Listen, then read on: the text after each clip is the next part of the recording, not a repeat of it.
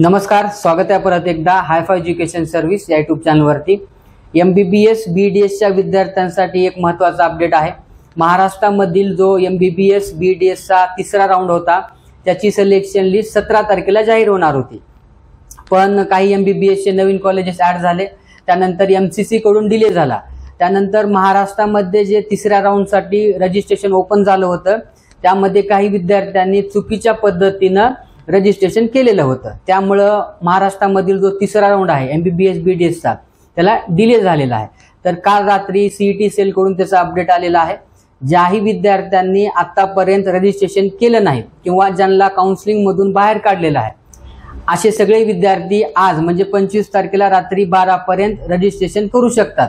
ज्याही विद्यार्थ्यांनी already registration केलेलं आहे त्या विद्यार्थ्यांना रजिस्ट्रेशन करण्याची आवश्यकता नाही।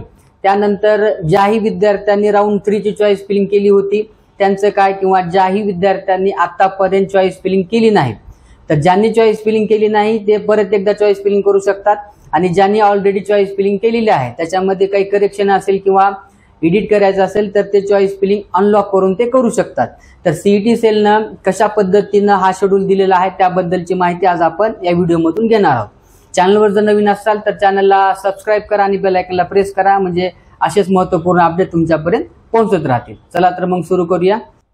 तर ज्याही विद्यार्थ्यांनी आतापर्यंत रजिस्ट्रेशन केले नाही ते सगळे विद्यार्थी आज म्हणजे 25/10/2025 रात्री 12च्या अगोदर रजिस्ट्रेशन करू शकतात, किंवा जे विद्यार्थी राऊंड 2 मध्ये कॉलेज अलॉटमेंट झालं होतं त्यांनी ते कॅन्सल केलेलं आहे किंवा जॉईन केले नाही असे सुद्धा विद्यार्थी आज रात्री 12च्या अगोदर रजिस्ट्रेशन करू शकतात, फक्त MBBS आणि BDS या कोर्ससाठी।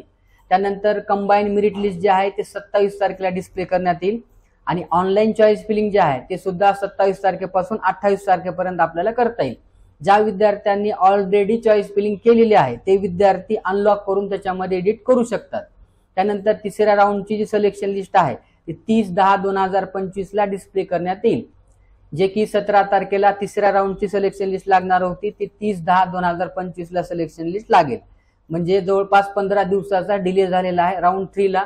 त्यानंतर फिजिकली जॉईनिंग जे आहे ते 31 तारखेपासून 4 तारखेपर्यंत आपल्याला करता येईल। इथे डेट मध्ये थोडं करेक्शन आहे, 31/10/2025 ते 4/10/2025 असं दिलेलं आहे, तर 4/11/2025 असं पाहिजे होतं। आणखी जर काय तुमचे डाऊट असतील तर तुम्ही कमेंट करू शकता, आणि ज्याही विद्यार्थ्यांना राऊंड 3 बद्दलची काउन्सिलिंग करायची आहे ते खाली दिलेल्या नंबरवरती संपर्क करू शकता। भेटूया नेक्स्ट व्हिडिओमध्ये, तोपर्यंत धन्यवाद।